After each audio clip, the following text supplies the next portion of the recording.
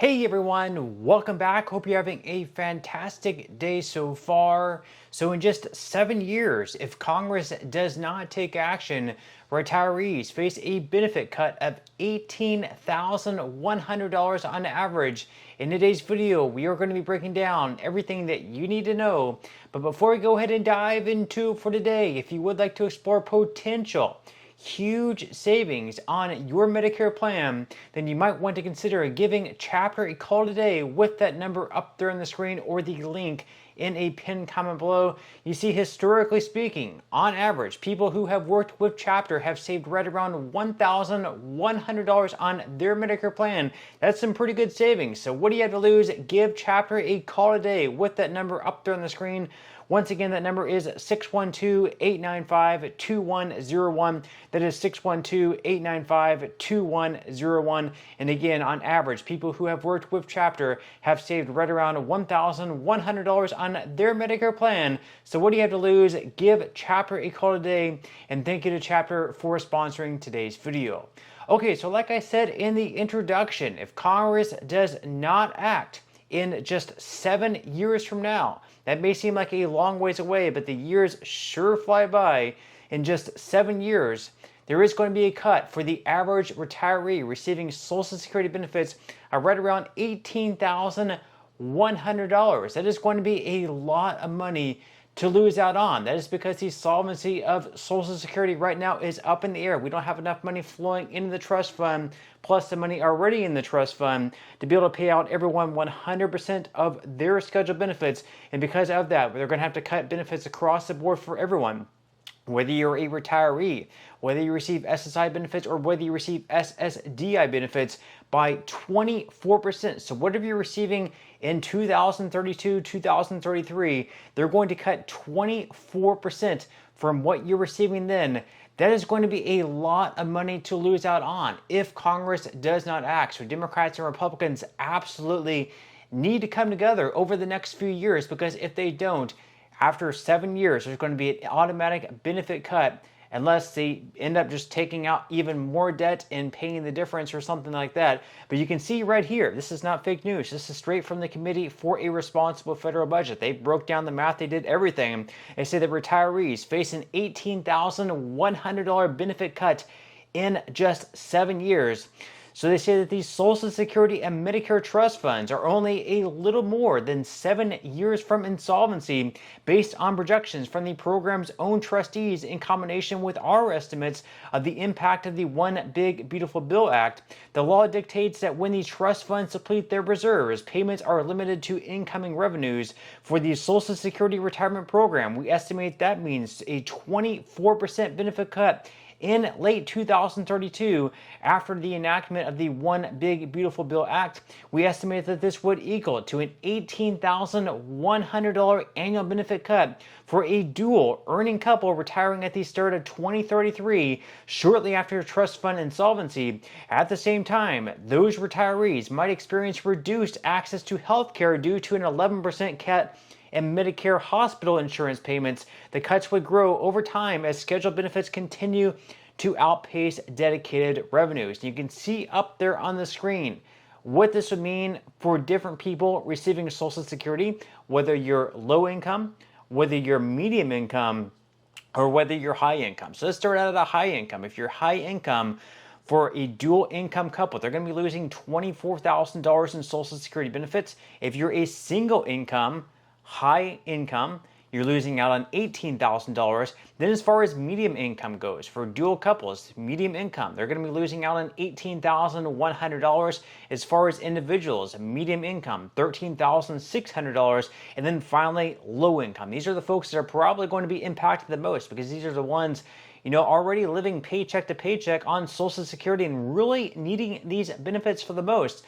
So for dual income couples receiving Social Security, low income, they're going to be missing out on $11,000 cut from what they're receiving. And then as far as single income couples, they're going to be missing out on $8,200. That is going to be very, very devastating. Again, Congress does need to step in and act right now. They cannot continue to kick the can down the road, because the closer they get to 2032, 2033, the more drastic actions they will need to take place, the more they'll have to to raise taxes, the more they'll have to cut benefits. They need to act now, because right now is better than later. Now, they go on here to say that depending on a couple's age, marital status, and work history, the actual size of the benefit cut would vary. So, for example, a typical single earner couple would face a $13,600 cut, while a dual earner low-income couple would face an $11,000 annual cut. High-income couples could see a cut of closer to $24,000, and while the absolute size of the cut would be smaller for a typical low-income couple than for a high-income couple, it would represent a larger share of their income in their past earnings. These cuts are in nominal dollars and would be 15% smaller in 2025 dollars, and the gap between Social Security's cost and revenue is expected to grow and, as a result, lead to deeper automatic benefit cuts over time. So by 2099, the size of the required benefit cut would grow to well over 30%. So once again, acting now is certainly better than acting, a few years from now, or even, 2031, 2032, or 2033.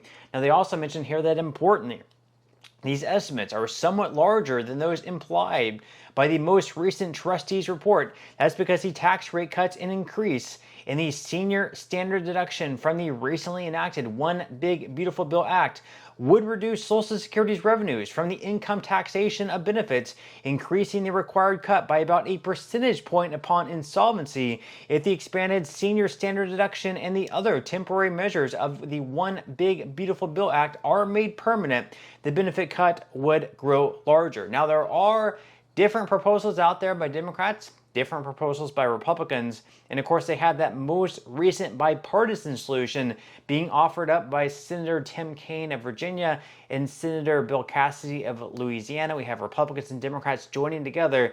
All these plans, in large part, they fix the long-term solvency of Social Security. The main problem, of course, is that the plans by Democrats, we don't have enough Republicans on board. And then this recent bipartisan plan, not really sure if we're going to have enough Democrats or Republicans join in together to fix this whole thing. But you can see up on the screen, this is straight from Google AI, the different plans out there. So, of course, we have the two main Democratic plans. We have the Social Security Expansion Act by Bernie Sanders, and then we also have the Social Security 2100 Act out there. So a couple of different plans there. Basically, those two plans, their main idea is to, yes, they also increase benefits. So, for example, in Bernie Sanders' Social Security Expansion Act, he's going to be increasing benefits for everyone across the board by $200 a month. But he does that by lifting the payroll tax cap on higher earners. Those earning above $250,000 per year are going to have to contribute more taxes into the system, an extra 6.2 to 12.4%, depending whether they're an employee or whether they are self-employed. So right now, this year in 2025, you only pay taxes on the first $170,000 or so that you earn.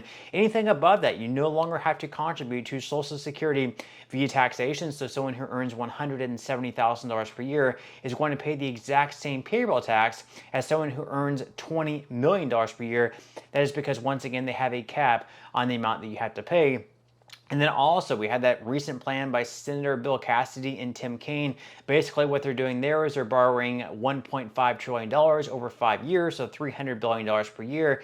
They're investing that money into the U.S. economy. They're letting it grow for 75 years. And then after 75 years, they're paying everything back. So they're not going to cut benefits come 2033. They're going to, borrow extra money whenever there is a shortfall. And then they're going to pay all that money back from that $1.5 trillion that was invested, as long as it continues to grow. So with that investment, it's no risk to Social Security. It's separate from the Social Security Trust Fund, but they're going to use that fund to pay off the difference, and perhaps even more than that. Now, one of the big problems with the tax hike, if they end up going with one of the Democrats' plans where they lift that taxation above $250,000 per year, or if they even lift the tax rate, like right now it's 6.2 to 12.4%, depending whether you're an employee or whether you're self-employed. There have been talks of raising the 12.4% amount up to 15% and taxing more, a higher percentage, even to people who are smaller earners. Well, we have this new study out there from Cato who says that young workers could lose $110,000 in lifetime earnings to keep Social Security solvent. So that means taxing younger workers to keep the Social Security Trust Fund afloat. So there's going to be one group of people who get the short end of the stick. It's going to be either retirees, either now or those set to retire within, let's say, like the next 10 years. They're going to get the short end of the stick by having benefit cuts of 24%, or it's going to be younger people, younger workers getting the short end of the stick by having to pay more taxes and lose out on more lifetime earnings just to keep the trust fund afloat. So it's going to be interesting to see what happens.